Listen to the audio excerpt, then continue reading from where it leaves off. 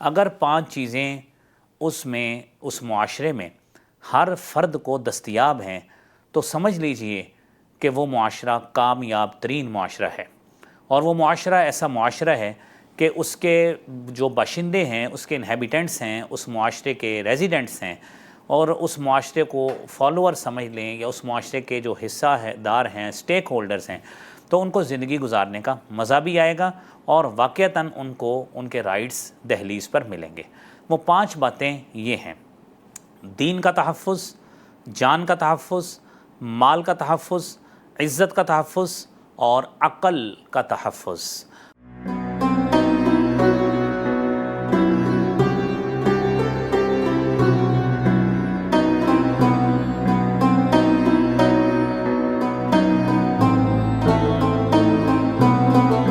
بسم اللہ والحمد للہ والصلاة والسلام علی رسول اللہ۔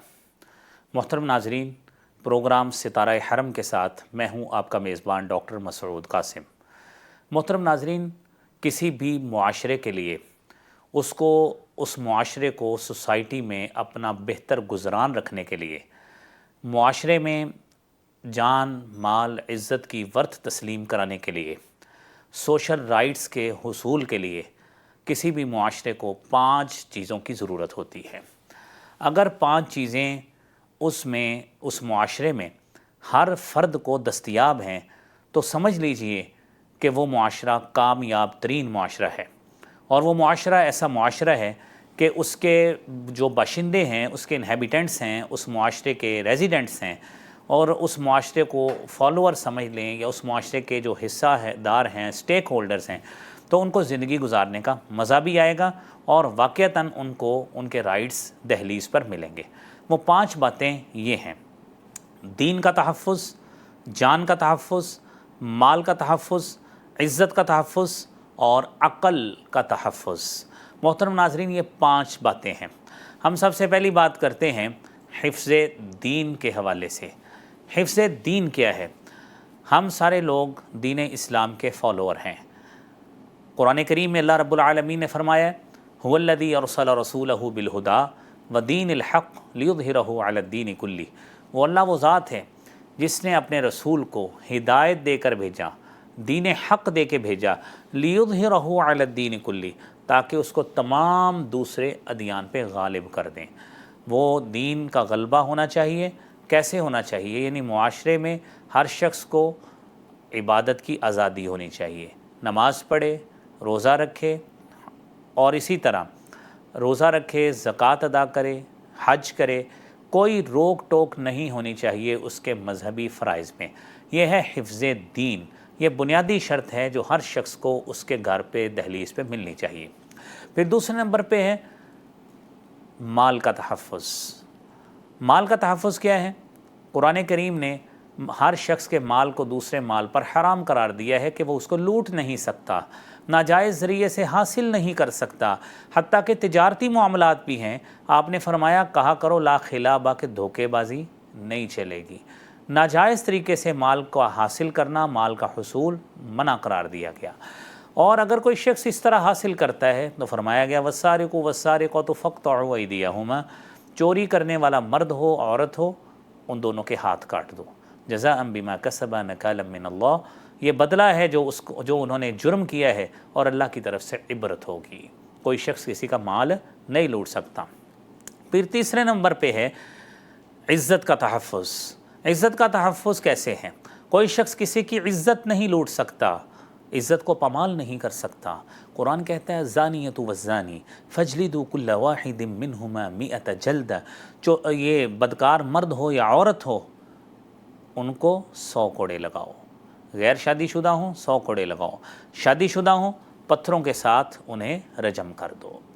اور پھر اس کے ساتھ ساتھ عزت کا تحفظ شریعت نے اتنا یقینی بنایا ہے، فرمایا والذین یرمون المحصنات، وہ لوگ جو پاک دامن لوگوں پر تہمت لگاتے ہیں، 4 گواہ نہیں ہوتے، فجلدوہم 80 جلدہ، 80 کوڑے لگاؤ۔ ایسا انہوں نے کسی پر الزام کیوں لگایا؟ شریعت نے اس حد تک عزت کا تحفظ کیا اور کہا وَلَا تَقْبَلُوا لَهُمْ شَهَادَةً أَبَدًا، جب تک توبہ نہیں کر لیتے ساری زندگی گواہی دینے کے اہل ہی نہیں ہیں، تا حیات نااہل ہو جاتے ہیں وہ لوگ جو اس طرح کسی پر تہمت لگاتے ہیں۔ تو محترم ناظرین، 3 باتیں ہو گئیں، جان کا تحفظ بھی ہو گیا، مال کا تحفظ بھی ہو گیا، اور عزت کا تحفظ بھی ہو گیا۔ پھر اس کے بعد چوتھے نمبر پر ہے عقل کا تحفظ۔ عقل کا تحفظ کیسے ہے؟ شریعت نے ہر انسان کو عقل فہم سے نوازا ہے۔ قرآن کہتا ہے لقد خلقنا الانسان فی احسن تقویم، ہم نے اس کو اشرف المخلوقات بنایا، ریشنل اپروچ دی، ہم نے اس کو فہم و فراست کی دولت سے نوازا ہے۔ اب اس کو چاہیے کہ کبھی ایسی چیز استعمال نہ کرے جو اس کی عقل پہ حاوی ہو جائے۔ اسی لیے کہا انما الخمر والمیسر والانصاب والازلام رجس، شراب حرام ہے، جوا حرام ہے، ناپاک ہیں۔ کیوں کہا گیا؟ کہ یہ انسان کی عقل پہ حاوی ہوتے ہیں، انسان ہذیان بکتا ہے اور ایسے ایسے الفاظ منہ سے نکالتا ہے کہ اس کا اپنی سینسز پر کنٹرول نہیں رہتا۔ محترم ناظرین، 5ویں بات، شریعت کہتی ہے جان کا تحفظ ہر شخص کے اوپر لازم ہے، کوئی شخص کسی کی جان نہیں لے سکتا۔ قرآن کہتا ہے جو شخص کسی کو قتل کرتا ہے من یقتل مؤمنا متعمدا فجزاؤہ جہنم خالدا فیہا وغضب اللہ علیہ ولعنہ واعد لہ عذابا عظیما، جو شخص کسی مومن کو قتل کرتا ہے جان بوجھ کر، جزاؤہ جہنم، اس کا بدلہ جہنم، خالدا فیہا، ہمیشہ اس میں رہے گا، وغضب اللہ علیہ، اللہ کا غضب ہوگا، وَلَعَنَهُ، اللہ کی لعنت ہوگی، وَعَدَّ لَهُ عَذَابًا عَظِيمًا، اللہ نے بڑا عذاب تیار کیا ہے۔ تو محترم ناظرین، معاشرے میں امن و امان کے قیام کے لیے ضروری ہے کہ قصاص کو لازم کیا جائے، قصاص کو اپلائی کیا جائے۔ شریعت کہتی ہے لَكُمْ فِي الْقِصَاصِ حَيَاةٌ يَا أُولِي الْأَلْبَابِ، تمہارے لیے قصاص رکھا گیا ہے عقل مندوں۔ یا ایھا الذین آمنوا کتب علیکم القصاص فی القتلى، اے ایمان والو تمہارے لیے قتل میں قصاص فرض کر دیا گیا۔ وہ الگ بات ہے، عفو درگزر بھی کہا گیا، ان تعفو اقرب للتقوی، اگر معاف کر دو گے تقوی کے زیادہ قریب۔ لیکن اگر جان کی ورتھ منوانا چاہتے ہو، زندگی کی قدر و قیمت منوانا چاہتے ہو تو قصاص لیا کرو۔ محترم ناظرین، شریعت میں امن و امان کی بڑی قیمت ہے۔ فرمایا انما جزاء الذین یحاربون اللہ ورسولہ، جو لوگ محاربہ کرتے ہیں اللہ اور اس کے رسول کے ساتھ، زمین میں فساد کرتے ہیں، لوگوں کا امن تباہ کرتے ہیں، سکون تباہ کرتے ہیں اور لوگوں کی زندگی اجیرن بناتے ہیں، وہ نکل نہیں سکتے، آرام سے سفر نہیں کر سکتے، زندگی پہ خوف سوار ہے، سفر نہیں کر سکتے، کاروبار نہیں کر سکتے، پھر نہیں سکتے، خوف سوار ہے۔ شریعت کہتی ہے جو لوگ دہشت گردی کرتے ہیں ایو قتلوا، انہیں قتل کر دیا جائے، او یصلبوا، اور قتل بھی کیسا؟ قتل یقتل تقتیل، بتدریج قتل کرو، ان کے ہاتھ کاٹو، پاؤں کاٹو، انہیں بتدریج قتل کرو، تکلیف دے دے دے کر قتل کرو۔